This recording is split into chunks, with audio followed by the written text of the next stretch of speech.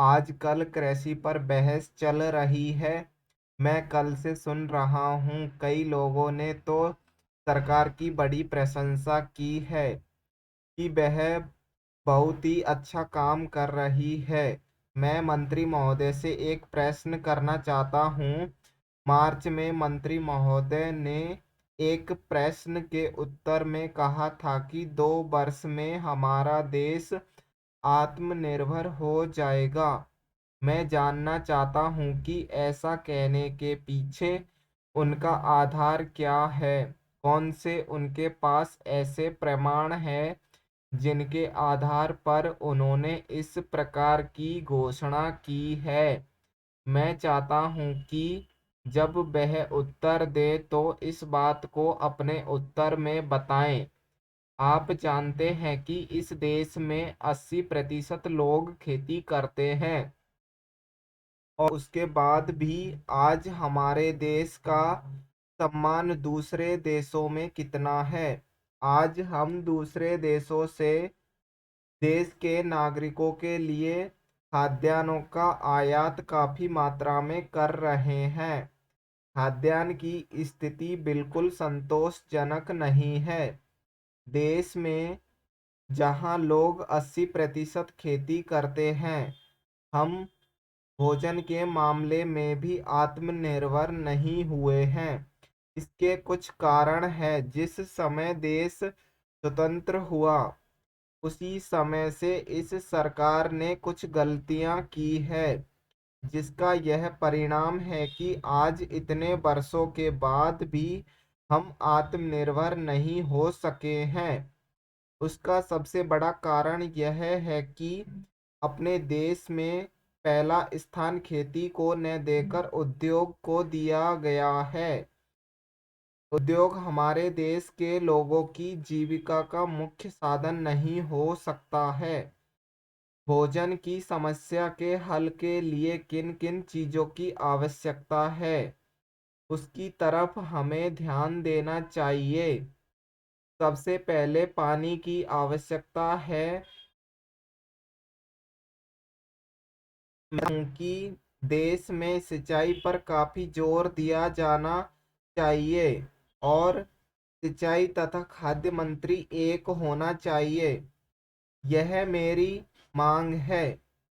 पानी के बाद खेती के लिए खाद भी आवश्यक है। खाद का स्थान दूसरा हो सकता है।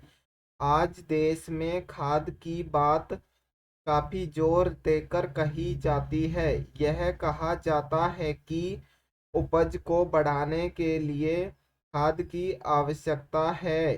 बिना खाद के उपज नहीं बढ़ सकती। किंतु खाद कहाँ तक उपज को बढ़ा सकेगी, यह भी देखने और सोचने की ही बात है।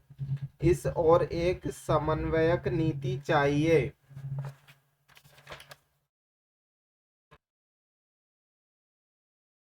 महोदय, आज जो किसान है गन्ना पैदा करता है, वह परेशान है कि क्या होगा, हमारा यह व्यापार रहेगा या नहीं रहेगा। उसका यह व्यापार चलेगा या नहीं चलेगा। एक तरफ तो यह कहा जाता है कि किसानों को गन्ने की ज़्यादा कीमत मिले।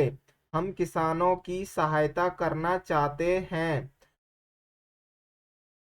किसानों से हम यह आशा करते हैं कि वे अधिक पैदा करें, लेकिन दूसरी तरफ किसानों को जो मिलने वाली चीज़ें हैं उन पर नए नए कर लगाए जाते हैं। केवल केंद्र सरकार ही नहीं बल्कि राज्य सरकारें भी कर लगाती है। अधिक उपज के लिए किसानों को कुछ चीज़ों की आवश्यकता है जिनकी पूर्ति करना बहुत आवश्यक है। उनको ऐसे साधन चाहिए जिनको वे खेती में उपयोग कर सकें। पैरा, हमारे प्रदेश में बड़े बड़े बांध बने हैं और उनसे बिजली पैदा होती है, लेकिन बिजली घर का कहीं पता नहीं है।